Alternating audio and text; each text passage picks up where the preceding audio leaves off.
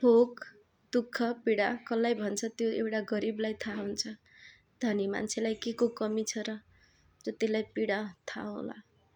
तिनीहरूलाई त केही कमी हुँदैन, तर जो गरिब छ त्यसलाई थाहा छ जीवन बिताउन कति गाह्रो छ, कति सङ्घर्ष गर्नुपर्छ र त्यो कसरी बाँचिराखेको हुन्छ।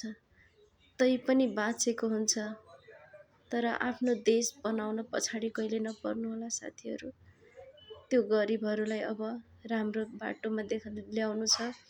हजुरहरूको कारणले मात्रै हुन्छ, नत्र कहिले सक्षम हुँदैन। यो चोटिको भोट जसरी पनि घन्टीमा। यस्तो पनि मान्छे छ कि जो पैसा नभएर औषधि खान पाउँदैन र त्यस्तै भएर मर्नुहुन्छ। बिरामीको उपचार हुँदैन, टाइममा चेकअप गराउँदैन। पैसा भएन भने कसरी कहाँबाट गर्छ, कसरी गर्छ। सब बदलिनु। अब यो सरकारले जे पनि फ्रीमा उपलब्ध गराउँछ र हामीलाई आशा छ कि अब यो देश बदलिन्छ।